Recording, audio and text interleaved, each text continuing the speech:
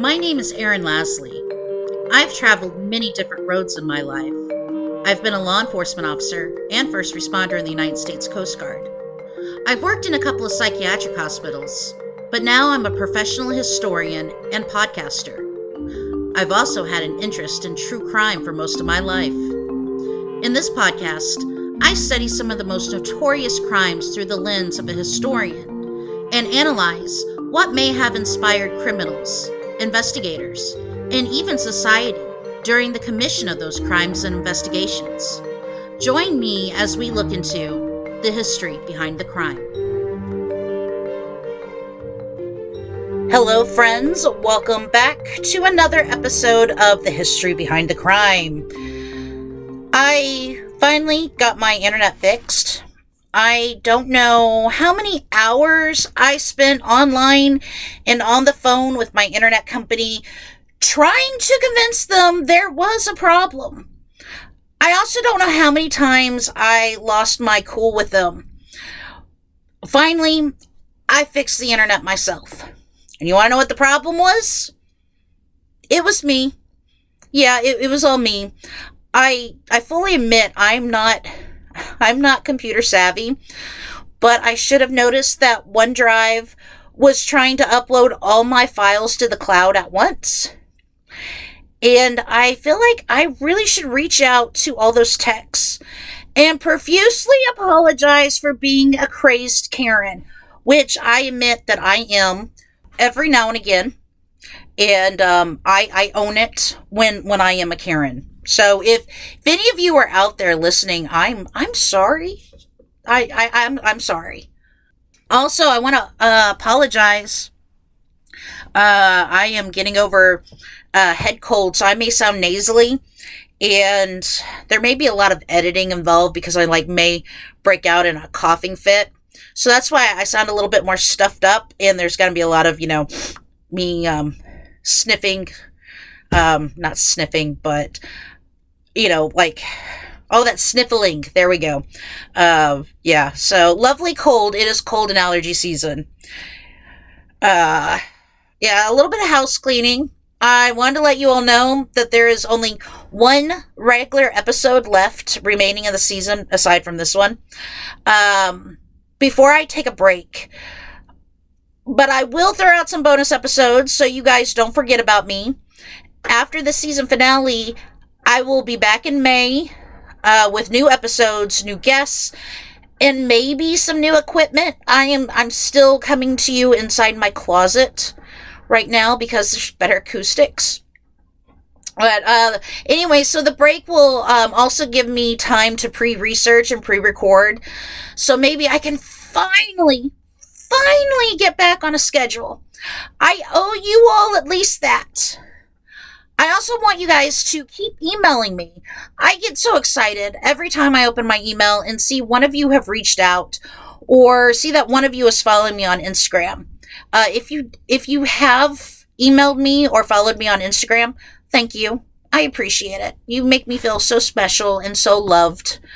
Anywho, speaking of people reaching out, I already got a few emails concerning the last episode about Heather Heyer.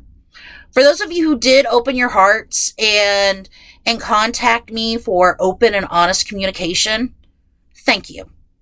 That was my intention for the episode, and I have enjoyed emailing back and forth with you guys. We may not all agree, but dang it, if we're not talking to each other about it. And that's just, it's so great. As always, if you have any questions, stories you would like to share, episode ideas, or, general comments about how awesome I am, you can reach me at thehistorybehindthecrime@gmail.com or Instagram at thehistorybehindthecrime.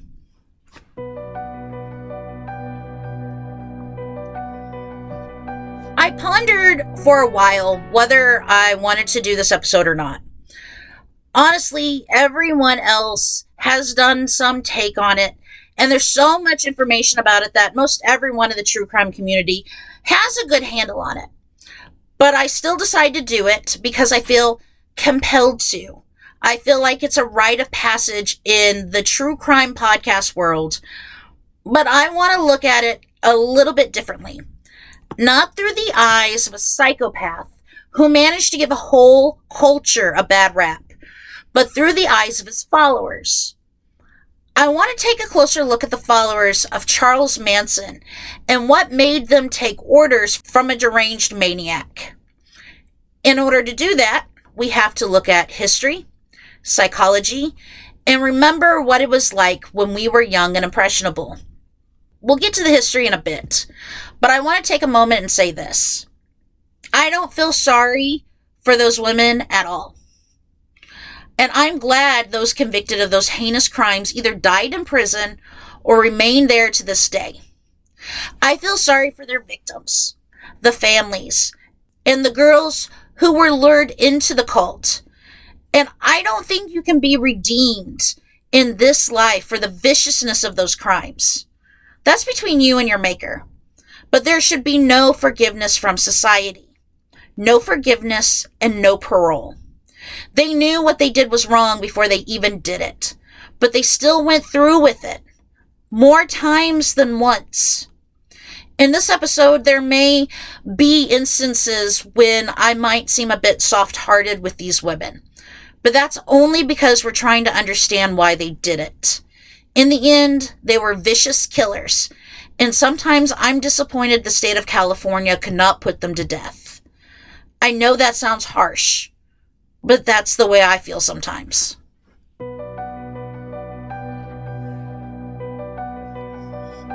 California in the 1960s was trippy. Indeed, a lot of places in the United States were changing as a counterculture took a hold of American youth. Yes, we're talking about hippies today. Tie-dye wearing, pot smoking, peace and love making, Grateful Dead listening, put a flower in your hair hippies. They were one of the most historical countercultures in the United States, and many people today even refer to themselves as hippies. Though I think most of them are more of the granola eating, make your own soap, free the titties, Bernie Sanders kind of hippies, which is totally groovy, man. The hippie counterculture inspired a whole generation of music, sexual liberation, a reevaluation of gender norms, and a semi-acceptance of recreational psychedelic drug use. But the hippie movement didn't spring up overnight. It was a movement a few centuries in the making and took place in a lot of areas around the world. When you think of early hippies, visions of bohemians and wandering poets and artists should spring to mind. Walt Whitman, Henry David Thoreau, and other transcendentalists are considered hippies of the 19th century, with their beliefs of humanity, women's rights, nature, and even communal living. That kind of fell out of favor by the late 1800s, though there were certainly still people out there that wanted to commune with nature and lived in group settings, especially among Eastern European immigrants. Fast forward to the 1950s. After World War II, a lot of returning vets just wanted a good job, a decent home, and a nice family, and many were content with that. But, like in a lot of other eras, a growing number of younger people were discontent with the idea of leading the same seemingly boring lives their parents led. Enter the beatniks, or beat generation. Yeah, those black turtleneck wearing, poetry writing, finger snapping, Jack Kerouac reading, jazz listening young hooligans. These hipsters, if you will, were not lining up for the 9-to-5 carbon copy 3-bedroom in the burbs kind of life, and they even turned their nose up at the establishment. They tired of war, the so-called hypocrisy of government, materialism, racism, society's rules, and gender norms. Why did they have to conform to society? As the decade spilled over into the 1960s, the counterculture of these beatniks just grew larger and louder, especially as the baby boomers got older. The beatnik movement drew in a lot of Eastern Asian beliefs, especially Buddhism, and really got into the self-love, love of humankind, and generally treating others with kindness and respect. Beatnik communities were especially popular in Greenwich Village, New York, and San Francisco. The beatniks of the early 1960s were also introduced to LSD for the first time. And this is when beatniks and communal living groups started to transform into hippies. Not all of them, but a vast majority. Black turtlenecks gave way to tie-dye and leather fringe, and jazz gave way to psychedelic rock and folk music. I think a lot of us have a pretty good idea of what and who hippies were during the 1960s. In fact, I know that some of you listening were hippies, and to a certain extent, you still are. Hippies just weren't one group. The entire counterculture was made up of several different kinds of hippies. There were your eco-friendly, vegetarian, commune living groups, the anti-Vietnam, war protesting, make love, not war groups, the folksy Joan Baez strumming on guitars and traveling the country in VW buses, and the tripped out, turning on, tuning in, and dropping out groups. Many times they blended into each other. But there certainly were different and various cultures within the counterculture. What they all had in common was the need not to conform, just like the beatniks. Men grew out their hair and grew beards, and you should understand, clean-shaven was the standard for men in the 1960s. And women gave up confining clothes for loose skirts and pants, and even went without bras. Shocking! The entire culture was, just be you, man. And for the most part, hippies were basically young, white, middle-class people who were done with what societies expected them to be. Many of these hippies were done with their suburbia life and started to flock to the West Coast, California. It wasn't just hippies heading to California, we all know that. It's always been a destination for people looking for warm weather or to become a movie star, or just start over again. At least that's what the movies made it sound like, right? In early 1966, a lot of hippies were moving to the Haight-Ashbury neighborhood in San Francisco. There were cool people there, cheap apartments, well, back in the 60s there were, and an awesome psychedelic pot shop, which became the community center for hippies. The hippie anarchist group, the Diggers, opened up a free store nearby that was a one-stop shop for threads, food, and even medical care. And bands such as the Grateful Dead and Jefferson Airplane moved into the neighborhood too. This was where it was happening, and by 1967, which was also the summer of love, over 100,000 people in the hippie movement had taken over the Haight-Ashbury neighborhood. It was a mecca for young people and musicians. But after a while, there wasn't enough to go around, even though everyone was more than willing to share. Some decided to try their luck in Los Angeles. Charles Manson and his followers were some of those people, and they left San Francisco and headed down south in late 1967, where Manson took everything good about the hippie movement and twisted and perverted it for his own sick pleasure. My original intention was not to concentrate a whole lot on Manson, because he's not the reason I wanted to do this episode. His followers are. But, unfortunately, to understand his followers, you have to understand Manson. Personally, I would describe Charles Manson as a deranged dickhead, which he was, but that's a simplistic description. How to describe a man who inspired others to commit murder? He was simply an evil guru from hell. In the episode about Jonestown, I outlined the characteristics of a cult leader, and just like Jim Jones, Manson fit those characteristics to a T. Charismatic, narcissistic, dominant, demanded obedience, arrogant, psychopathic, delusional, persuasive, controlling, exploitive, envisioned himself as the underdog, and he was a visionary. I think Manson was born with some of those traits, like being a sociopath. But the others I think he came by on his rough road through childhood and early adulthood. Manson spent his early childhood not wanted by his mother, who actually tried to sell him a few times for beer. And he spent most of his childhood and adulthood in juvenile institutions and prison. He gained skills in these institutions like being able to talk kids into beating others up, lying to get what he wanted, and learning how to play a pretty mean guitar. But prison molded Manson and helped him foster a fuck the world attitude. Manson quite simply wanted women, musical fame, and to watch the world burn. And he would do that by way of Southern California. I know what some of you may be asking, because I've asked the same question too. How does a short, greasy little shit like Charles Manson amass a following comprised mainly of young women, let alone get them to kill for him? Well, there's drugs, sex, and rock and roll. And also characteristics of his more hardcore followers. Specifically, the characteristics of Patricia Krenwinkel, Susan Atkins, and Leslie Van Hoyten.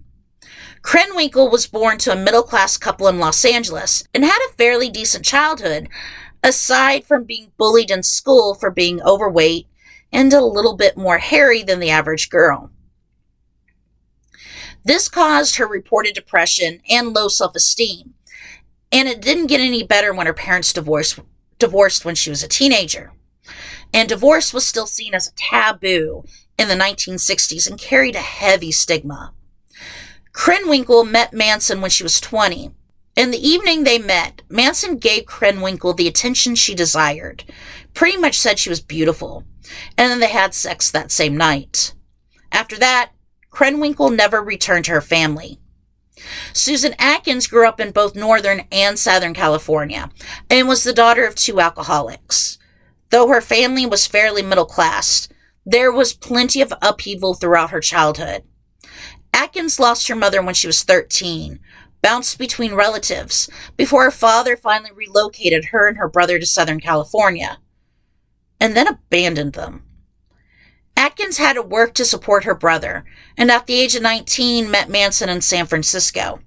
She had been evicted from her home, and Manson welcomed her with open arms into his family. Leslie Van Hoyten also grew up in a middle-class family near Los Angeles, and did pretty well until her parents divorced when she was 14. After that, she dived into drug use, was a frequent runaway, became pregnant, and was forced to have an abortion by her mother. She tried to find herself after that, and became a hippie living in communes, until she met Manson. None of these women had stable childhoods or families, and all suffered from low self-esteem, some drug use, and craved a place to belong. A family, if you will. And they all met the characteristics of people who join cults. People who are in dire need of approval. Those who are seeking an identity. Those who are seeking meaning. Those who are followers and not leaders. Those who have mental health problems. People who are highly suggestible. People who are angry. And people who have low self-worth. Manson saw these things in these women and used that to his own gain. Let's be honest with each other, especially the women who are listening. A woman's teen years and early adulthood is not easy, and it's pretty damn confusing. We felt uncomfortable in our bodies, and many of us searched for acceptance even if we received unconditional love at home. We didn't really know what we wanted except for what society told us we should want. Society told us how we should act and what we should look like, and we got into the dumps if we couldn't do that. And suddenly you're 17 years old and you're dating a 22-year-old restaurant server because he's too mature to get a girlfriend his own age, but he tells you that you're pretty and you're smart, and you're like, well, sure, okay. Okay, well, what I'm trying to say is that teenaged or young adult women are more easy prey for people like Manson, mainly because these women, we just want to fit in somewhere. But Krenwinkel, Atkins, and Van Hoyten were special because they had issues that were more than surface deep. And Manson knew that. I like how journalist Aja Romano described Manson and his followers. Quote, Manson, like many psychotically predatory men whose violence has hypnotized American culture, was really just an everyday misogynist. He wasn't a product of 60s counterculture. He was a master manipulator of it, one who used the free love ethos of the time to prey on a cadre of troubled, abused young women who continued to carry out his thirst for violence even after he was in jail. He carefully studied religion as a tool of control and manipulation, especially Scientology, along with social engineering. He sought the advice of other career criminals, including pimps, who taught him techniques for successfully coercing and breaking down the resistance of women under his control. End quote. Simply put, Manson was a master manipulator. While in San Francisco, he convinced scores of young women and men that he was a Christ-like figure, basically taking the idea of free love and preaching to these men and women that they should give him all their love, to give themselves completely up to him. There were lots of people who were seduced by Manson and gladly jumped on board. When Manson and his groupies left San Francisco, they traveled down to Southern California, where Manson used the lovely qualities of the women in his group to obtain places to stay, food, and more followers. Some of the women even managed to hook Dennis Wilson of the Beach Boys, who was more than happy to let Manson and many of the women stay at his rented house in Los Angeles in exchange for sexual favors from the women in Manson's family. Wilson footed the bill for his house guests, introduced Manson to record execs, including Terry Melcher, who, along with his girlfriend Candace Bergman, lived in a house that would later be rented to Roman Polanski and his wife Sharon Tate. Of course, Manson and his clan were so rowdy that Wilson's landlord ended up evicting the group. By August 1968, Manson and his family relocated to Spahn Ranch in LA. In exchange for use of the property, Manson pimped out his female followers to the ranch's owner. The ranch was a derelict movie set once used to film westerns and was the perfect place for Manson to isolate and brainwash his followers. No running water, no electricity, just abandoned buildings, lots of LSD and marijuana, sex, and the promise that Manson would help his followers survive the upcoming race war. The big draw of lots of cults is convincing followers that the end is nigh. Jim Jones and David Koresh are probably two of the most notorious doomsday cult leaders and convinced their followers it was only through Jones and Koresh that they would find salvation. Manson was on their level. Manson was actually preaching helter-skelter long before Jim Jones and David Koresh became household names. What was Helter Skelter? First and foremost, it was a Beatles song from the band's White Album. It's a raunchy song about amusement park rides, and actually I find it more suitable for the grunge era of the 1990s than I do for the Vietnam War ballads of the late 1960s. Manson heard it as a warning for an apocalyptic race war where Black Americans would rise up and kill all the white people. Well, this is what he told his followers, at least. He also told them if they survived the war, Manson would be able to take over the country because Black people were too stupid and they would need a white man to lead them. So he was misogynistic and racist. So picture it. You're a young woman, far away from home, no family support, living on some abandoned movie set and later on in the desert. There's barely enough to eat. You're being sex trafficked, sometimes beaten, frequently taking huge hits of LSD, listening to your pimp talk about a race war, and then practically getting raped after a night of psychedelic drugs and apocalyptic preaching. I think that would mess up most anyone. And it only got worse as Manson grew angrier with the world. I don't want to go into too much detail about how Dennis Wilson and Terry Melcher screwed over Manson. Wilson stole one of his songs, and Melcher reneged on a recording deal. And with a psycho like Manson, things got bad. In fact, Manson's threats during the summer of 1969 scared Melcher so bad that he and Bergman moved out of their home and rented it to young film director Polanski and his pregnant wife Sharon. It was during this time Manson's ranting and ravings turned darker, if that's even possible. He told his followers that it was going to be up to the family to jumpstart Helter Skelter. I honestly don't know if Manson actually believed in Helter Skelter or used it as a way to get the family to do what he wanted. But in July 1969, well, it got real.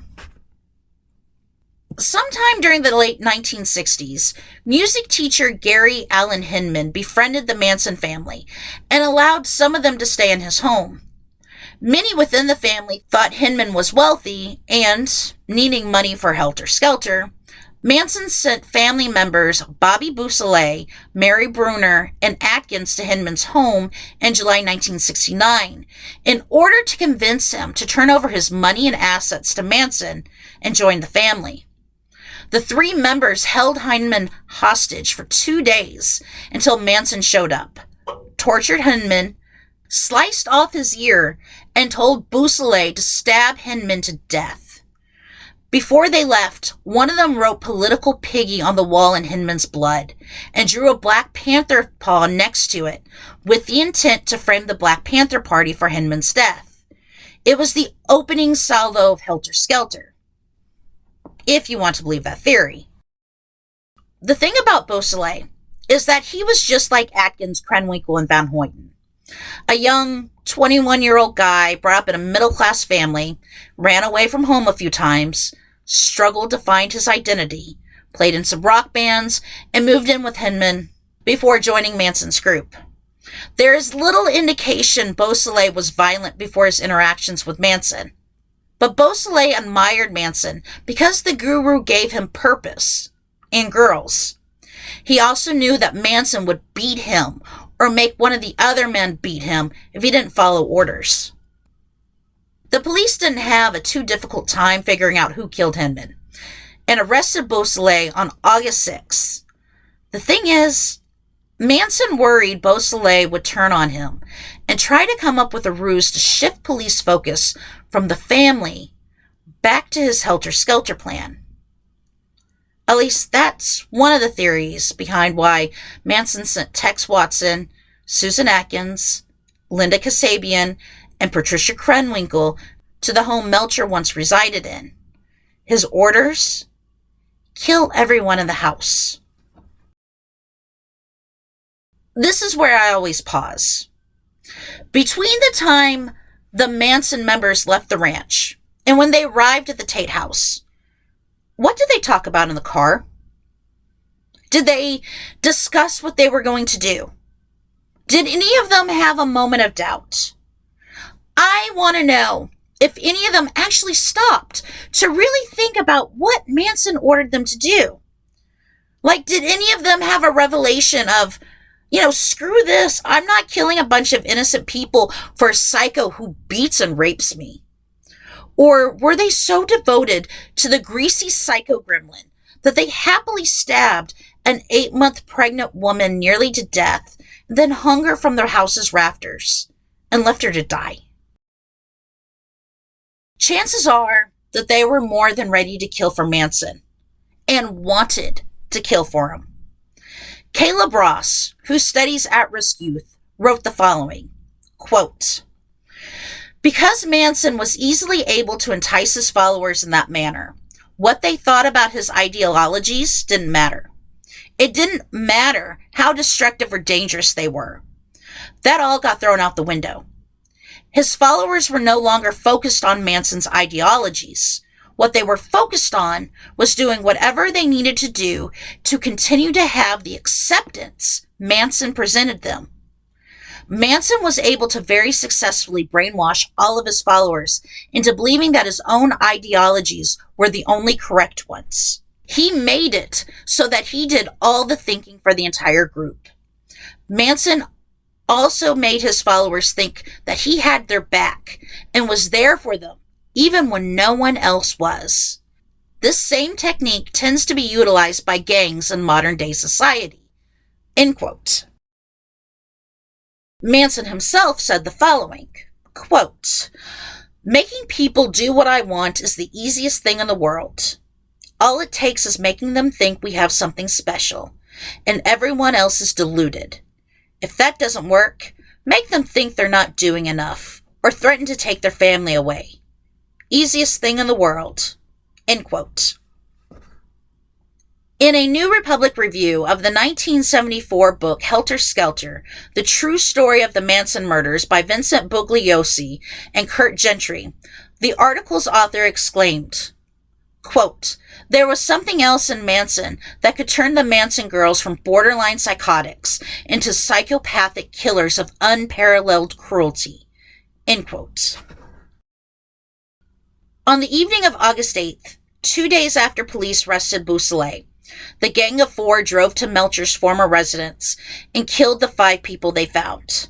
Sharon Tate, men's hairstylist and hair revolutionary Jay Sebring, heiress and social reform advocate Abigail Folger, Folger's boyfriend Wojtek Verkowski, and 18-year-old Stephen Parent, who was only there to sell a clock to the caretaker. As they left the house, Atkins wrote "pig" on the wall in Tate's blood. On the evening of August 10th, Manson directed the same followers, plus Leslie Van Hoyten and Steve Clem Grogan, to a house owned by Leno and Rosemary LaBianca, who were wealthy but far from the Hollywood elite. Manson directed and participated in the binding of the couple, but left his followers to commit the violence.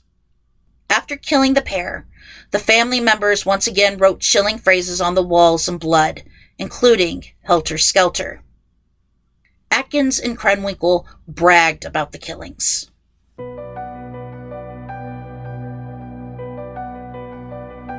As my mom would say, to make a long story short, police finally caught up with the Manson family and arrested Manson, Tex Watson, Atkins, Krenwinkel, and Van Hoyten for the murders. And that's when the circus began. The country was already horrified by the Tate LaBianca murders. Sure, the United States was used to seeing violence play out on TV with the Vietnam War and the multiple assassinations during this decade. But the vicious murders in California was not something the country saw very often, especially when the country saw news footage of Atkins, Krenwinkel, and Van Hoyten brought to and from court.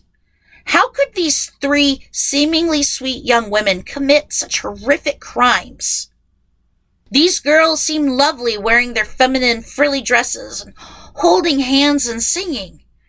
In reality, they had no remorse for what they had done and still took their orders from Manson, despite all of them being locked up in jail. When Manson shaved his head, Manson's female groupies, including Atkins, Krenwinkel, and Van Hoyten, did too.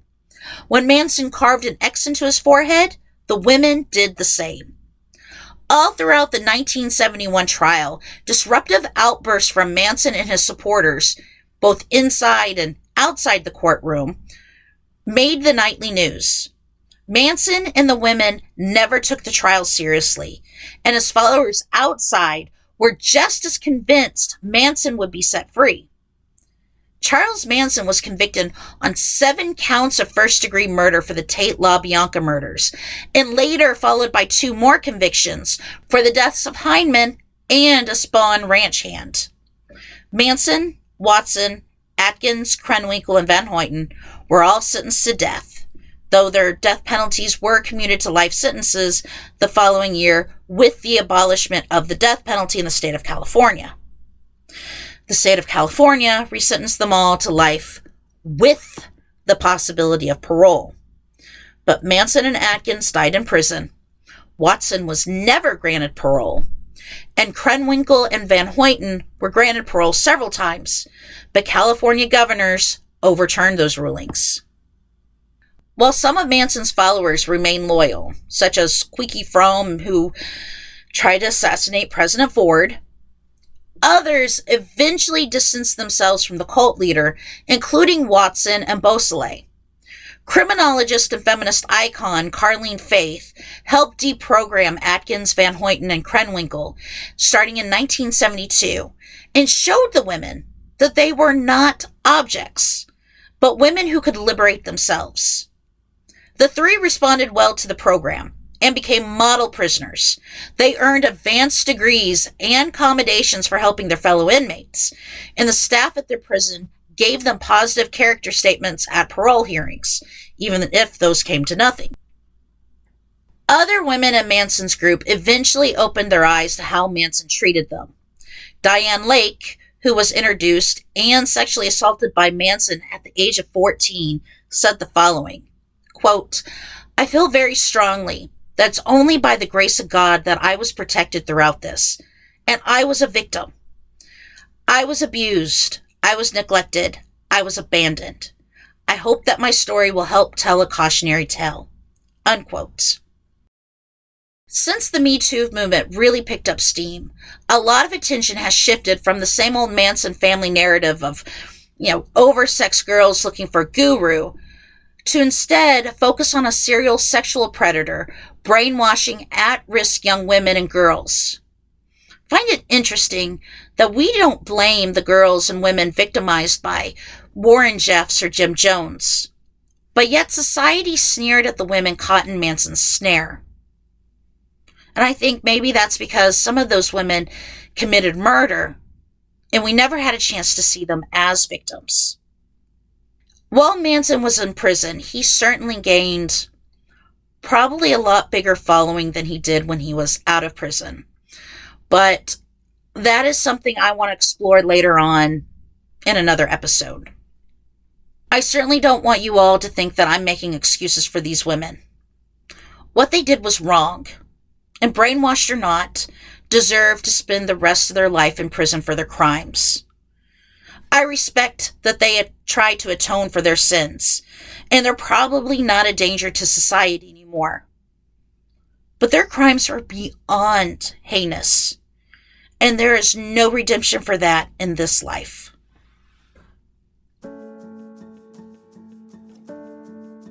So for this episode, I wanted to embrace my own inner hippie. With all that's going on in the country right now, I want to encourage you all to just be you. And I want to ask you to fill other people's buckets. You may be wondering what that means. A few years ago, one of my favorite commanders talked about a children's book called Have You Filled a Bucket Today? By Carol McLeod. The book is about when we are kind to others, we fill their buckets, which is obviously a metaphor. And when we're kind to others, we fill our own bucket as well. But when we do or say mean things, we are dipping into buckets. It's a very simple message I think many of us have forgotten. Many groups right now are oppressed and under attack because people don't understand them or simply feel uncomfortable around them. There is a slew of bucket dipping going on right now with people saying and doing harmful and hurtful things. And maybe they don't realize the damage they are causing. I'm honestly not trying to be all kumbaya here, but maybe take the time to lift someone up rather than drag them down. Even if you think you are the nicest person in the world, do more. Reach out instead of hold back. Don't let political or religious boundaries hold you back from supporting those who you normally do not associate with. It's fine if you don't agree with someone, but that's no reason to tear them down just to make yourself feel superior. This is something I have to try hard at too. I need to open my ears more than I open my mouth and not build walls between me and other people. But I think we can all start small. I mean, even if we start with the compliments and build from there. So I want you to ask yourself a simple question every day. Have you filled someone's bucket today?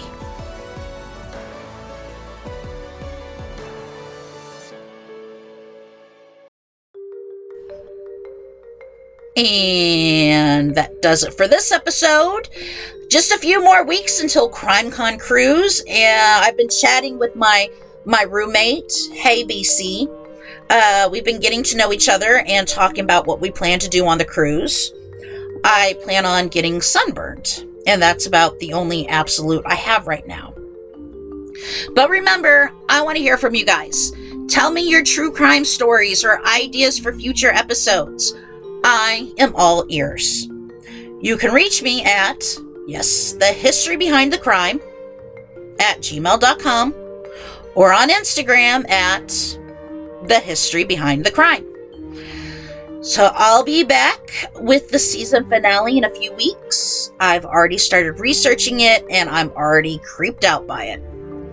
So until then, y'all, do me a favor. Take care of yourselves and take care of each other. Bye.